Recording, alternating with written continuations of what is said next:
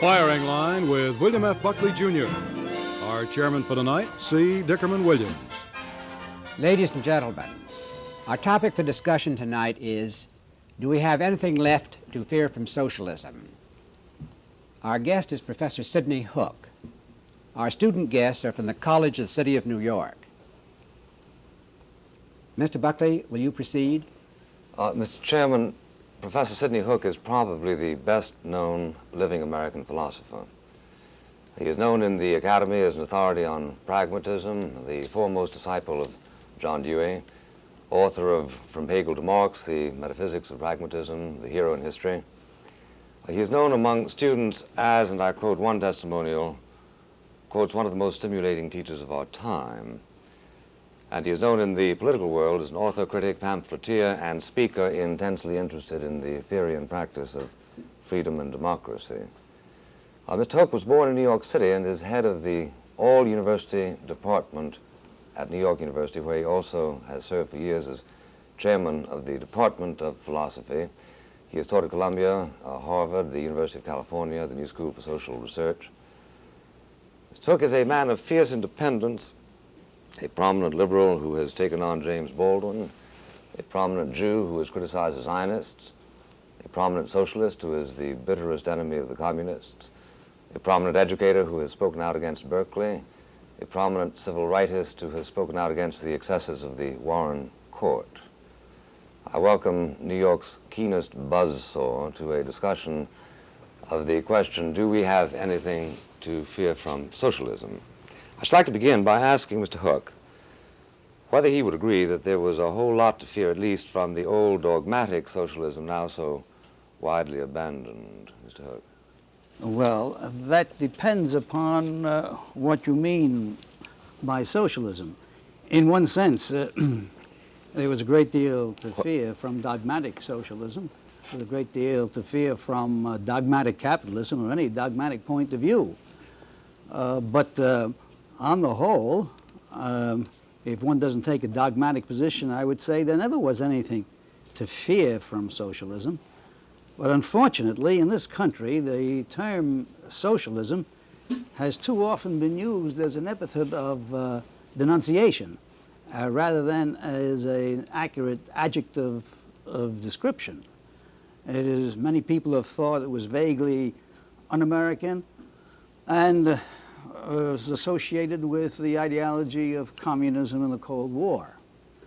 But the first point that I would like to make is that we must be clear that the real issue, it separates the communist countries from the free Western and democratic countries, is not socialism or capitalism as economic systems, but the freedom to choose between them or among other economic forms of life.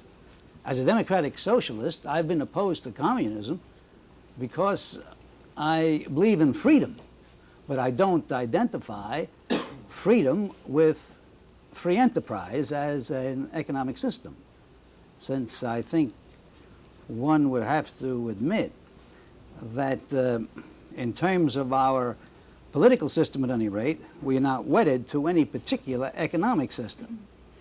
Gentlemen, we will continue our firing line discussion after this brief interruption.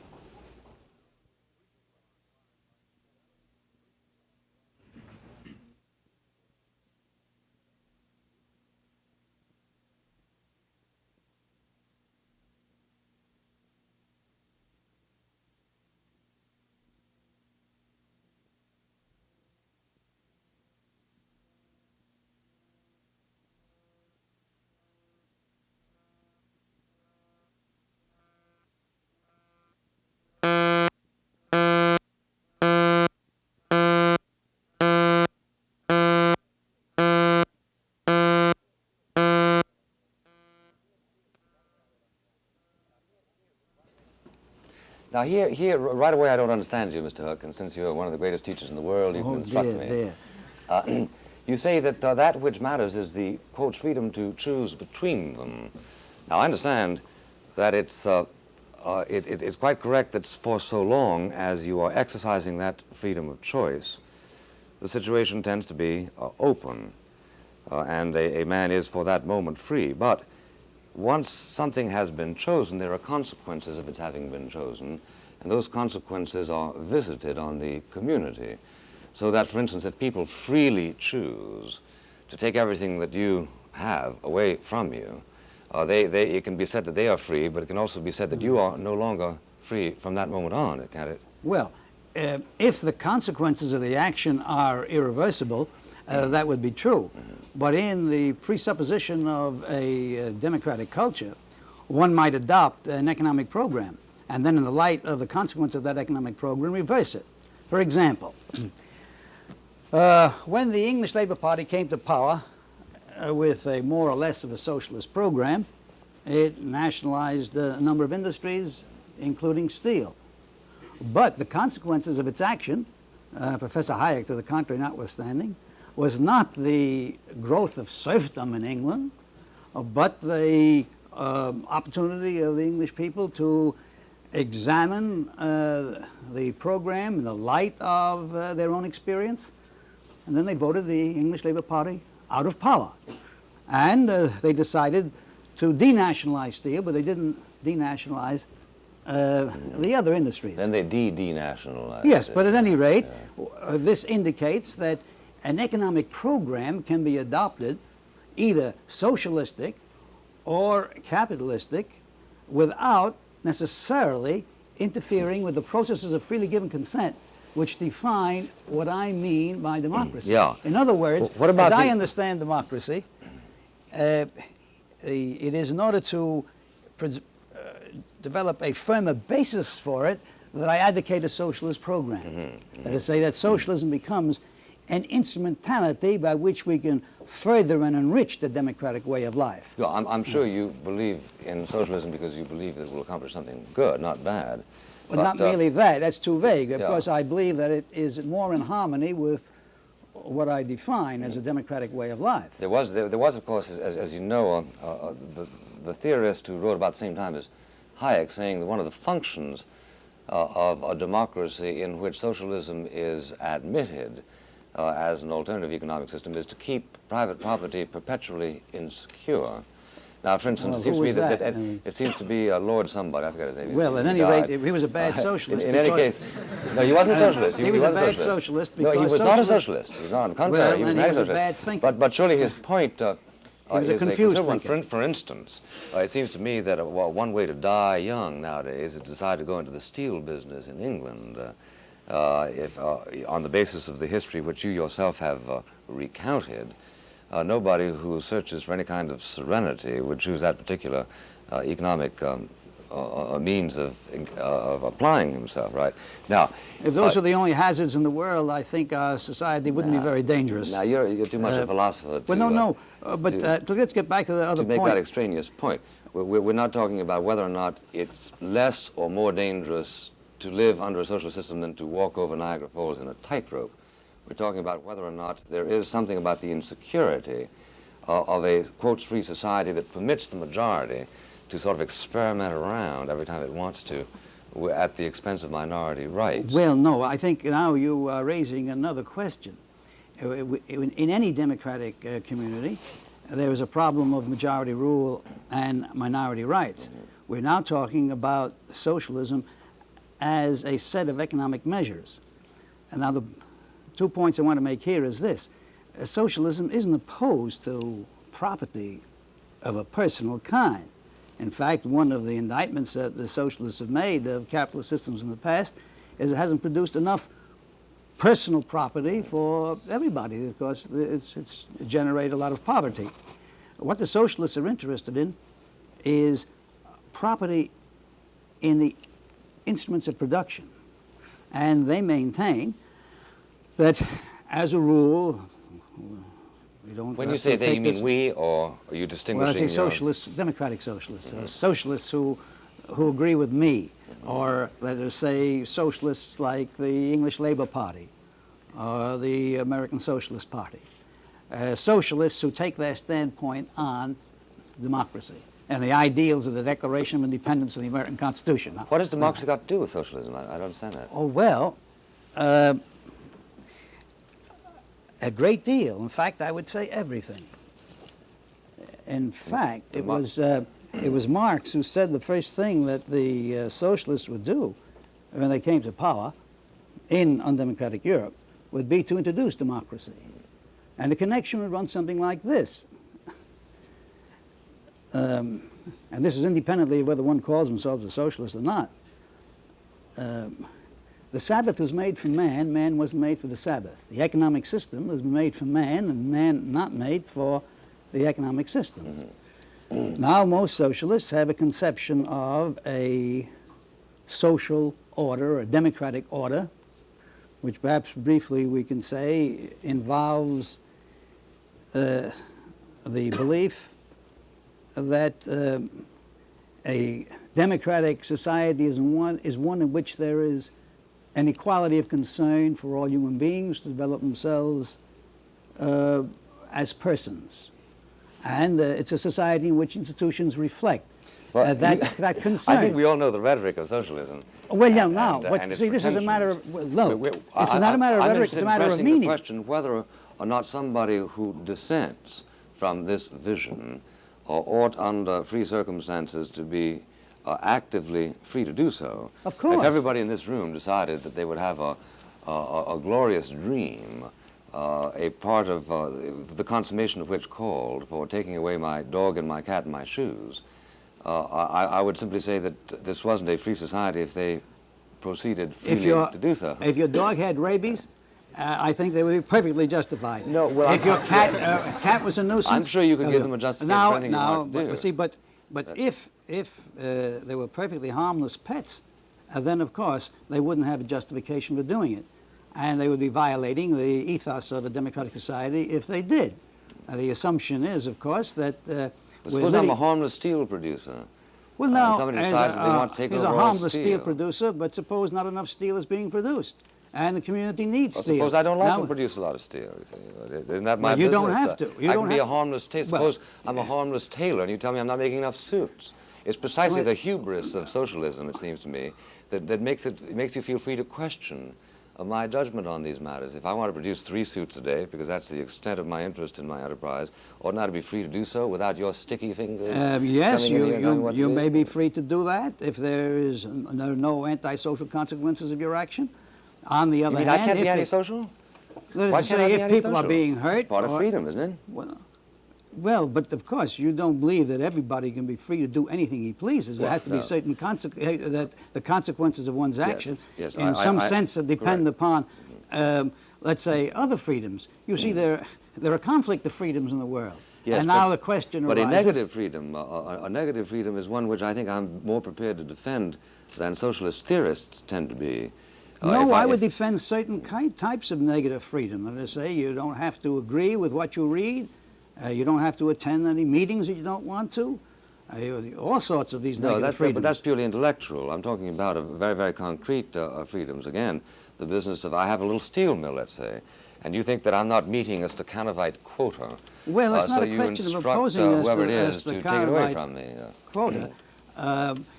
The problem here would be whether we thought it was advisable for the country, for the needs of those who wanted more steel for houses. So we disagree. If we disagree, then we put it to... As an anti-socialist, in my disagreement, I am prepared to restrain myself from using political power in order to get other people to do things which they otherwise would not want to do. Well, there are other kinds of power in this world. Political But Mr. Buckley, there are other kinds of power in this world besides political power. And in fact, and I think this is a very fundamental point, socialists maintain that property itself is a form of power. Now, you see, as you know, property isn't a thing, it's a social relation. And you can't define property merely in terms of the right to use something, but merely in terms of the right to prevent others from the use of what you have. Well, it depends. No, that's actually illegal. No, that's a legal definition of property. That's an act of metaphysical arrogance. I appeal to our chairman. No, they say, you know... What is your application, Professor Hoover? Well, if anybody claims that he has a right to a piece of land, it's not a right to use it. I know, because if he's unable to use it, the law is not going to enforce it.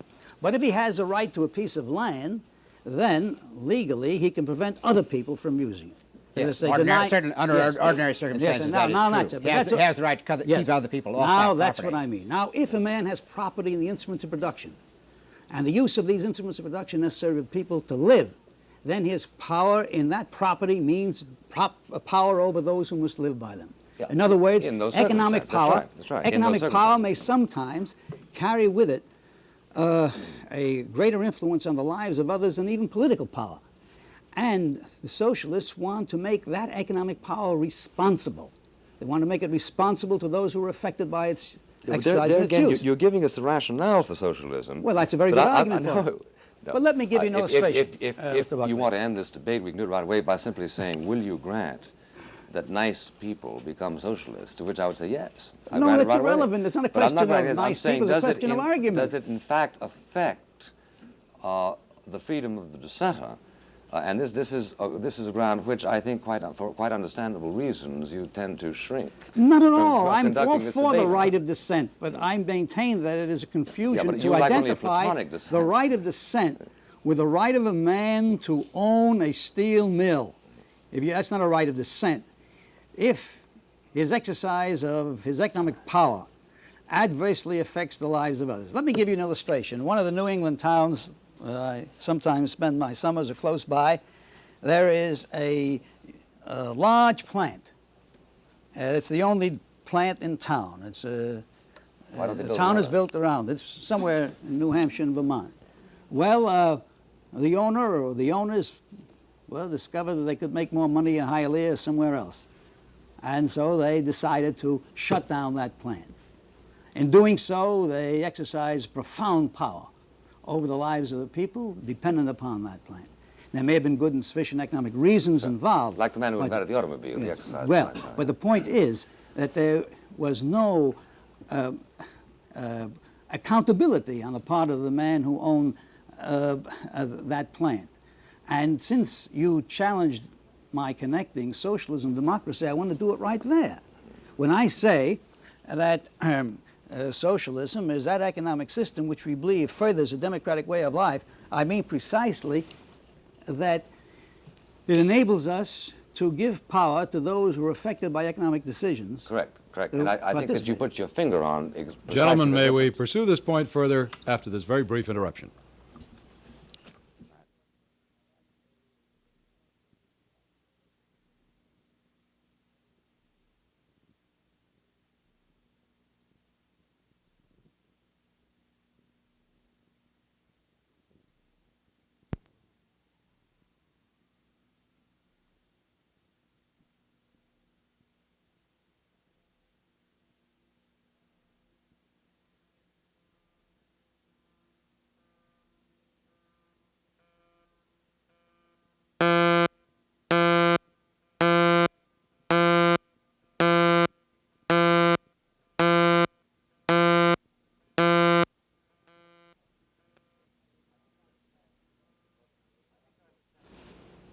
I think I understand you, Mr. Hook, and I think it's important for us perhaps to recognize that we're now edging towards distinctions that have to do more with emphasis than with dogma. Just as a moment ago, you said, look, any dogmatical situation or ideology can be dangerous.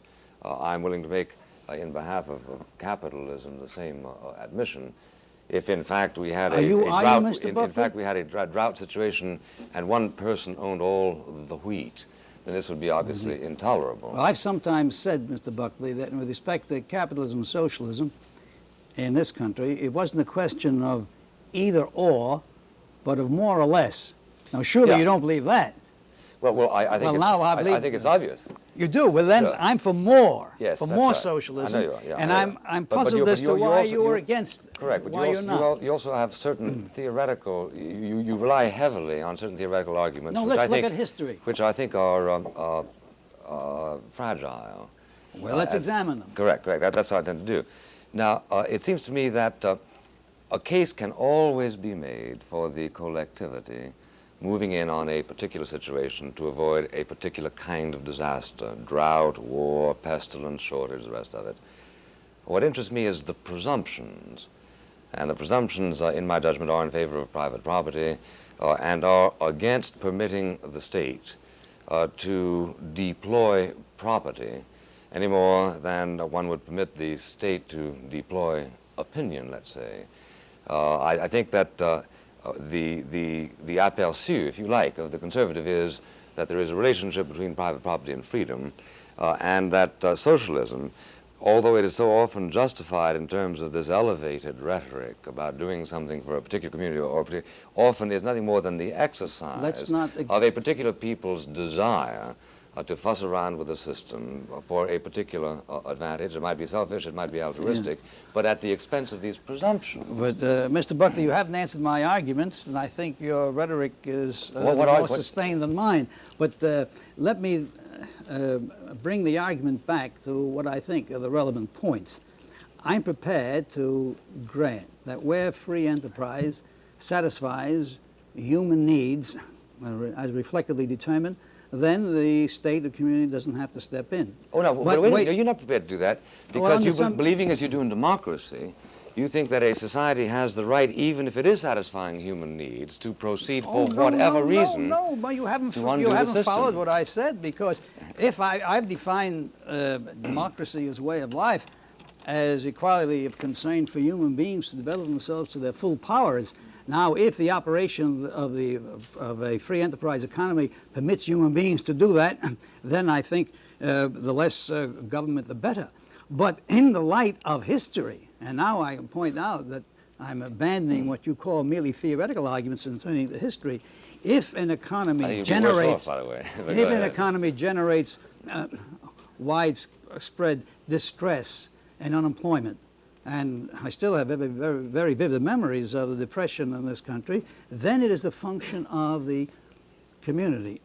Or, you speak of the state, I'd rather speak of the community. It's a function of the community to step in to remedy those defects. I'm interested in your justification, Mr. Hook, and I'm especially interested because there seems to be rather a romantic appeal for us to credit or not credit socialism depending on one's faith in your administration of it. Mr. Buckley, I think Professor Hook is asking you to look at history.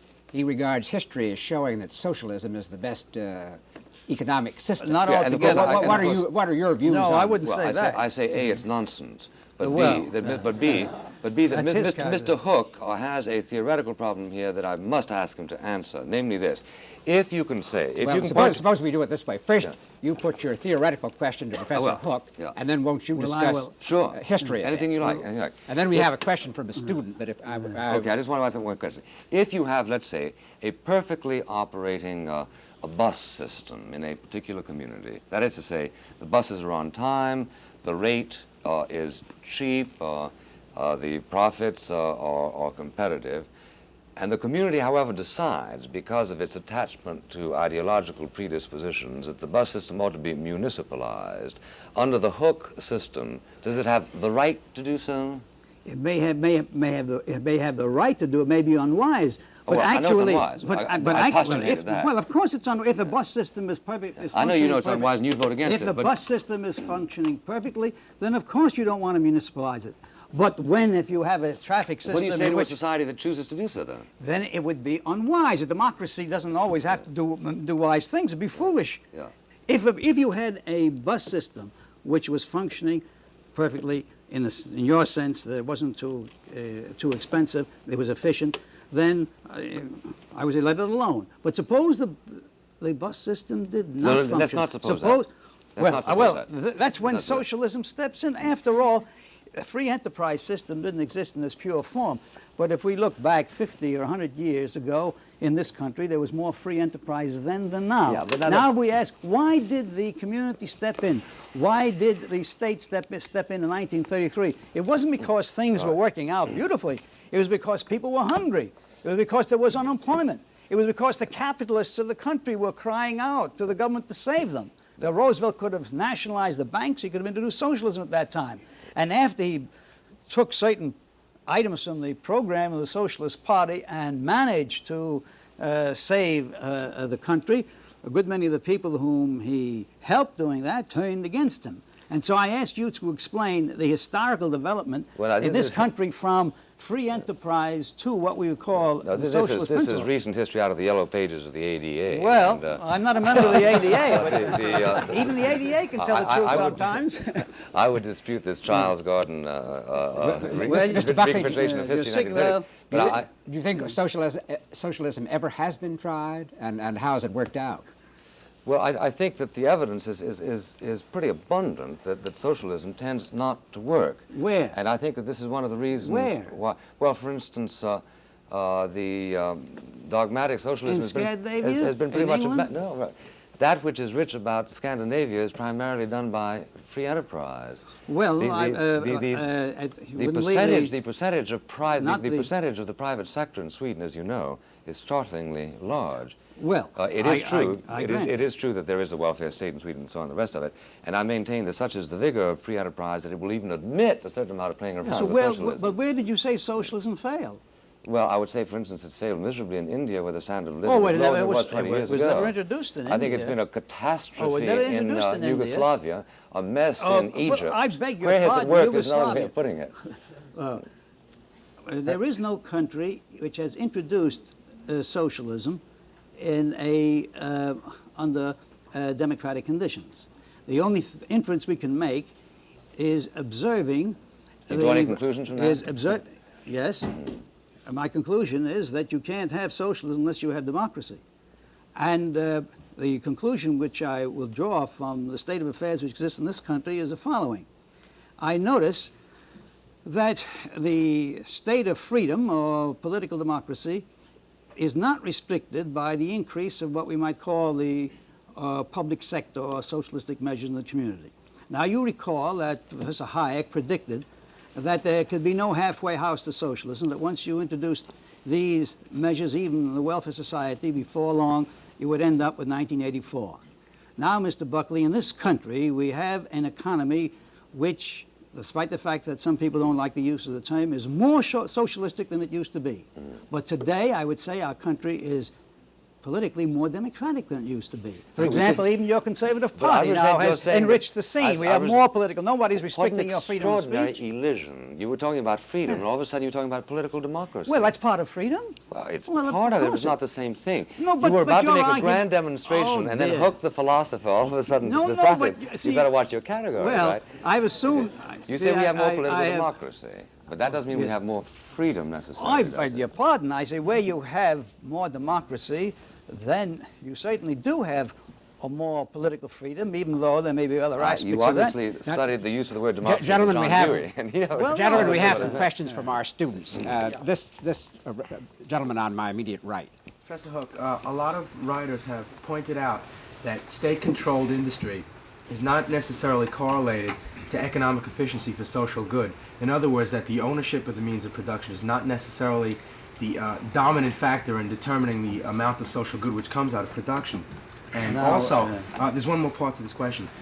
Writers like Gillis have also pointed out that state-controlled industry, in many cases, leads to the creation of an elite of bureaucracy, which only take over the favors that the previous It's capitalist got to be a class had. question, not a speech. Well, the question is, isn't that so? Yeah, is that so? Yeah, is that Isn't this so? something Yeah. to be afraid of? Now, well, not in my terms. First, with respect to efficiency. First of all, I don't regard efficiency as the only value in my conception of the good life. It's an important value. And if efficiency is a value, then in many respects I would maintain that capitalism is inefficient. I used to. I said Yes. Yes. Well, I mean, capitalism then might be, under certain circumstances, even more inefficient. I used to think it was a matter of socialist propaganda Well, to freedom talk is about inefficient. 4 or 5 milk companies delivering milk on one short block. But I observed that in Brooklyn a few years ago. Now, that's an enormous waste. And I would also say the distribution of gasoline illustrates it too.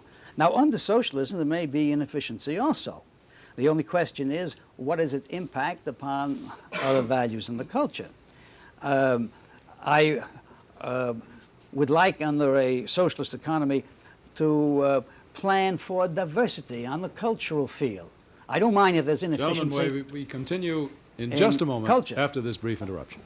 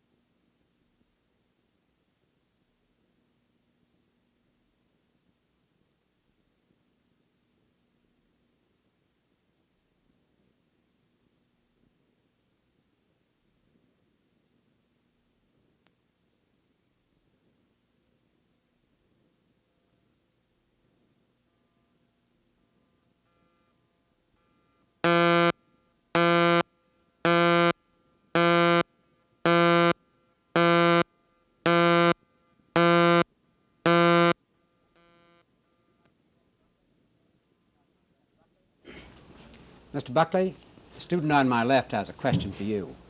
Yes, Mr. Buckley, one of Mr. Hook's points seems to be that the government should have the right to step in when economic conditions are threatening the country's welfare. Now, would you feel that the government would be overstepping its bounds in, for an example, if they were to lower or increase the interest rate, to lower or increase investment, or to buy or sell government bonds in the open market to either raise or lower the money supply in times of inflation or deflation, whichever the cause might be? Well, I think that In other words, it obviously has to. No government at all can possibly operate without some influence on the money supply. This was recognized in the Constitution of the United States, which is why the federal government was given exclusive control over the money supply. I think that very often, in its passion to regulate, which is related to this socialist arrogance, government tends to make it sort of a toy. You remember that Henry Morgenthau and Franklin Delano Roosevelt used to flip coins every night to decide what would be the price of gold the next morning. As a matter of fact, that was some of the soundest economic decisions ever made. Yes. Professor Hook, we have a question. Now, may I comment on that question? Yes, before taking the next question, Yes. we'll have a comment from Yes. Professor Hook. I'd like to point out that the history of so-called capitalism in this country has been a history of government intervention, not only with respect to money rates, with respect to tariffs, with respect to subsidies, there's price supports. I mean, Mr. Buckley is one of the very few people who seems to be consistent up to a point in the support of free enterprise. But usually I find people who believe in free enterprise for others. After all, we know that some of the large corporations that carry down so much propaganda of free enterprise admitted to guilt as far as administering prices. And then the government, which taxed them with violating the antitrust laws, turned around and said that they would drop the suit if they agreed not to sell their products at unreasonably low prices. Nobody seems to believe in free enterprise except for themselves. Certainly. Have you any comment on that, Mr. Buckley? Well, yeah. I think that Mr. Hook is very endearingly sort of hobgoblinizing capitalism. I don't think there's any reason in the world to suppose that anybody who believes in the capitalist system is necessarily, on account of that belief, going to be a pure human being. Any more than I think that the converse is true. I was thinking that of everybody who advocates socialism because he loves humankind might not in fact beat his wife. No, I was which is his thinking of contribution economic to the- theory and not of their personal virtues. I was calling attention to a fact that Adam Smith already recognized, that when businessmen get together, they conspire for... Which is why you've got to believe in anti-monopoly laws. I couldn't agree with you more. Well, now, I The moment you have monopoly, you have something very akin to socialism. I do not believe in anti-monopoly laws. I've got a better idea. Instead of having anti-monopoly laws, which are easily avoided, yes, let's have the community, Have a single monopoly. have the community take over the monopoly. You have private monopolies. Now, why not have We shouldn't have private monopolies. social monopolies? But you shouldn't have them, but you do, and you can't prevent them from emerging. Break them up or regulate them. Professor Well, Hook, even we that- have a question yeah. for you from a student here. Yes, in the discussion, Professor Hook, it seemed to me that you have referred to the fact that in certain cases the government in a democracy should take over, whereas in certain cases when it's not necessary the government doesn't have to take over. Now I'm not clear exactly whether you are a socialist or whether you are a person who believes in democracy and permits that government to operate according to what the desires of that democracy are. I'm not clear either. I'm glad you asked Well, that. and I'm glad to answer it. I'm glad to answer it. I'm first of all a Democrat, a man who believes in human freedom. And I regard socialism There is that really false equation as an again. instrumentality. No, I'm not making an equation. I regard socialism as a very effective instrumentality for developing a democratic system. And with respect, for example, to, let's say, certain fundamental values, preservation of life. I think we would all agree that in our community, everybody ought to be entitled to protection against physical violence independently of their capacity to pay. But now I go beyond that. I would say not only ought people to be entitled to protection against physical violence, against human agents, they ought to be entitled to protection against non-human agents, against disease, against accident. That all children of the country ought to be given an opportunity to develop in a healthy way. This means that the community must take the responsibility for the health of the country, for eliminating the slums, for reconstructing our cities. And I do that because I am faithful to what Mr. Buckley called rhetoric, which I regard as a very sober view, that if one does believe in democracy as a way of life, or even with the ideals of the Declaration of Independence, one is committed to what I've called this equality of concern for all human beings to develop themselves. I just plain flat don't understand that. I mean, we have a question from Mr. Buckley. Yeah, but Bobby Kennedy believes in democracy, doesn't he? He believes in the Democratic Party, which is something else again. And he says it's all right if the people want to vote communism. Now that's a very pure belief in democracy. No, that's something else. Mr. Buckley, I have no objection. This is very important. I have no objection. People want to vote for communism. You believe in authority, don't you, Professor If it's a Hook? free vote.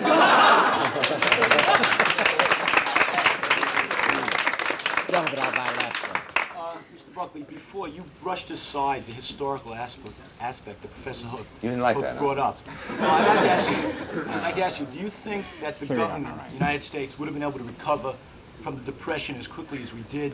Well, the answer is we didn't recover from the Depression. There was a war. Is that what you mean? There was a war. But we did not recover from the Depression. I don't know whether you know the figures, but I warn you, I do. And I know how many unemployed there were in 1938 after 6 years of the New Deal. But don't you think it would have been worse if some of the socialistic ideas hadn't been incorporated into Most Roosevelt's administration? emphatically not. I think it would have been much, much better.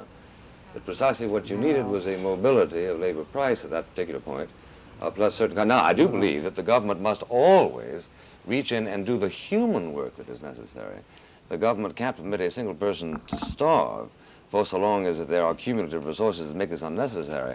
But this is different from institutionalizing a setup in which we have people, we find ourselves now increasingly so that we're all going to have to join together and contribute to false teeth for Nelson Rockefeller. No, we didn't, but we can. There are many people who haven't got the means of Nelson Rockefeller and who need false teeth. Yeah, Do I understand you? I'm all in favor of ad hoc dispensations of welfare. What I'm very much against is letting the ideology tell you that, for instance, at a moment when we are really solving the school problem, all of a sudden we have to have federal aid to education. Solving the school problem? Yes, that's precisely right. All of the doomsayers of 10 years ago who were saying it would be impossible to take care of the baby boom created during the war were simply proved wrong as a matter of plain fact. I can't see how you can say that we've solved the school problem. As a result I've had something to do with schools all my life, and I wouldn't agree with that you solved the school problem. We have a question for you, Professor. The gentleman from a student. Yes, Professor Hook, I think you would agree that society is comprised of the haves and the have-nots, and there are certain instances where conditions call for the haves to help the have-nots. Got to be a question. Yes, but don't you feel that by institutionalizing socialism in society, you will create a certain dependency by the have-nots on the haves, and you will institute a certain amount of discouragement of individual initiative by the haves, and therefore you would just be self-defeating? No, I am not fearful of the effects of social welfare and prosperity upon human initiative. We now have a question for Mr. Buckley from the fourth on my list.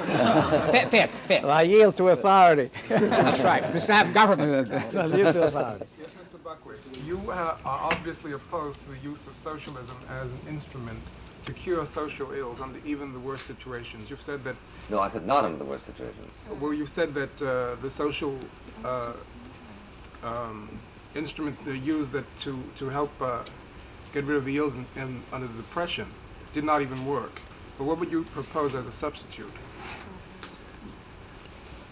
Well, I'm not sure that I can accept the obligation of doing that unless you tell me what is the specific problem. How do I want more food? By allowing free farming. How do I want more houses? By allowing free construction. How do I want a richer culture? By allowing proliferation of freedom. Gentlemen, may we continue our firing line dialogue in just a moment after this interruption.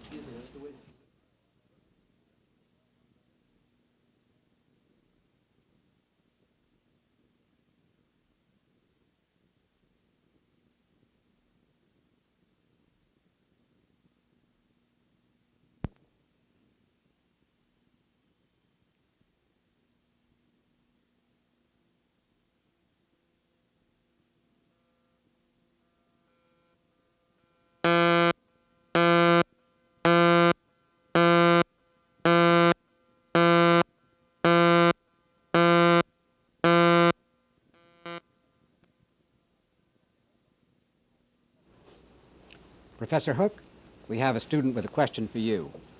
Professor Hook, I understand by your statement that you're not advocating dogmatic socialism in a sense, that your outlook towards it is rather pragmatic rather than ideological. Now, with this in mind, what would be your prescription, for the present situation in the United States?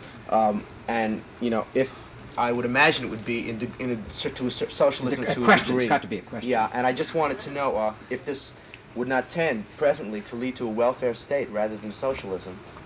Well, it's a large question you've asked. I think that it would involve an extension of welfare measures, but on a much larger scale. And it would be prepared to engage more directly in certain forms of ownership. Let us say I believe in the socialization of utilities or natural monopolies. At the same time, I recognize that there could be many forms of social property, say cooperatives of consumers, cooperatives of producers. But one of the happiest illustrations of that, of what I have in mind, is the REA. And now I would extend these programs to meet specific situations of need. In fact, I'm not even keen about the word socialism. When I said that I wasn't a dogmatic socialist, is that I didn't want to come to any decisions on the basis of abstract arguments about socialism and capitalism, but would like to consider specific programs of remedying human need in order to determine what their consequences would be. For example, if there weren't enough houses, and if I were waiting for the free market to build enough houses and they weren't being built in sufficient time, then I would expect the government to subsidize housing of this kind. We can't wait upon the equilibrium of the market. We now have a question for Mr. Buckley. Well, free enterprise can't exist without some government control, as shown with the rise of big businesses. Now, if the government would have stepped in, there would have been detrimental effects to the people. Now, isn't this in some form socialism? No, not necessarily. I think that it would be very, very difficult to advance the position that there is no role at all for government to play. Precisely one of the most important roles of government is to continue to guard the free enterprise system by preventing monopolies. I think that monopolies are wrong whether they are, quote, socially owned. I think that's an abstraction that, as this gentleman over here suggested, is utterly meaningless to the alleged owner, let's say, of the steel mills in England. But that the government does have this positive function to keep people from monopolizing. But having done so, but it is primarily a negative rather than an affirmative function, as I see it. It's in effect establishing the right of people to compete by not granting or permitting natural monopolies or factitious ones. Professor Hook, we have a question for you from a student here. Professor Hook, you presented a very interesting defense of Got socialism. to be a question. I realize that. Well, this system does not exist at the present time. What do you think of the, well, excuse me, what are you afraid of with the present system that exists, capitalism as we know it in the United States today? What are its evils? Well, its evils are many. I think it is failing to solve the problem of poverty. There are too many people who are living on just the borderline of a decent life. It is failing to meet the problems of our cities, which are becoming places that are not healthy for human beings to inhabit. It is failing to use an awkward phrase. You mean failing to meet or obliterate? I think it's important to... No, to meet, I mean, to reconstruct, get rid of the slums in the cities. I think everybody is aware that we have a problem of our large cities. But the next point I was going to make, it is failing to preserve even the beauties of the natural landscape. The ugly effects of unregulated economy, which you can observe from New England to California, is something which the government should do something about. Can I comment, Mr. something Chairman? about, Yes, and I will add just one more. It is failing to improve the cultural landscape by providing proper schools, providing more museums and operas. Professor and Hook, those aspects Mr. of Buckley it. wants to comment on your... Well, Mr. Hook, answer. I think that you're saying it failure to meet is like saying that democracy has failed because it hasn't met the problem of sin. Well, no, there I are think still it's more poor people, specific than that. But Our it's also true, Mr. Hook, that by current standards of what poverty consists in constant dollars, 65% of the United States was poor in 1929, which is supposed to be, the top of the aspirin age. Compared to 15% of the people today. Now, I can't imagine anything more melodramatic as meeting the problem of poverty than reducing from 60% to 15% in one generation. Well, I want to go on and abolish the 15%. Well, and I want to too, and I'm suggesting I that think the best that we way can to do do it is to not get in the it. way of the system that has done such prodigies over the Well, it past. has not yet succeeded in this, and I have other measures which I can recommend which will eliminate poverty. Professor Hook, we readily. have a question for Mr. Buckley. Mr. Buckley, in reference to Alabama and the fiscal policies of Governor Wallace's husband, former fiscal policies, would you say that these typify a sort of gutter collectivism in the fact that they were welfarist and basically liberal? Well, I'm not a student of the economic policies of Governor Wallace, but I am a student. I am a student of the relations between the federal government and the state of Alabama, and I'm aware, for instance, that Alabama and a lot of other poor states are dumping grounds for federal dough, provided certain percentages put up by the local state, so that you get the federal government, for instance. Well, wait a minute. In the interest of these objectives, like Mr. Hook saying, all right, we'll make available to you $1 billion for big highways, provided you put up $100 million, 10%. And such is the lure of spending $1 billion in Alabama by just putting up $100 million, that money that might otherwise have gone to the educational system is derailed, you see. Well, I was and under there's no question but that Alabama and Mississippi have suffered in terms of education and a lot of things that you and I might put a higher priority on as a result of the lure of federal money in matching. Well, I was under the impression, formulas. Mr. Buckley, that difficulties with the federal government flowed from the fact that they're unwilling to implement the law of the land, and were discriminating against Negroes in the We're talking about economic distribution. policy, Mr. Hook. Well, even in their economic policy. Well, I'm interested to hear you say we're going to have more socialized opera and the rest of it. Not socialized opera. There ought to be more operas, and there ought to be a public support of operas and we have theaters. public laboratories for tenors and. I don't see the objection so long as we enjoy their music. I mean, actually, it's done in so many countries in Europe. I think that would be an improvement of the cultural landscape.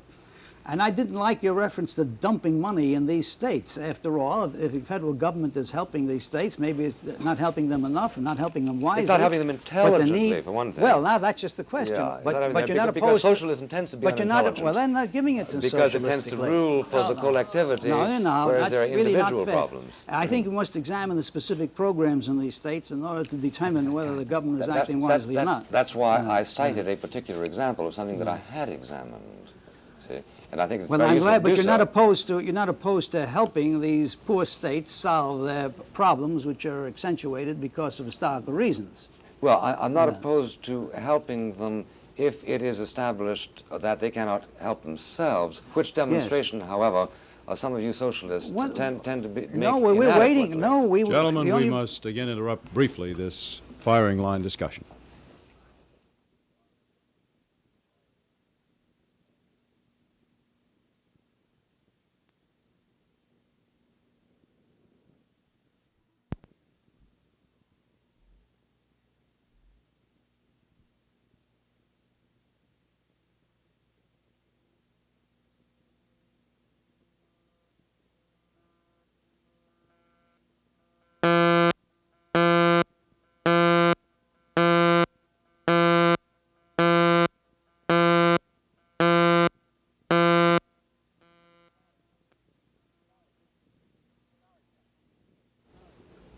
Sorry, gentlemen. I must bring this most interesting discussion to a close. We're out of time. Thank you, Professor Hook. Thank you, Mr. Buckley. Thank you.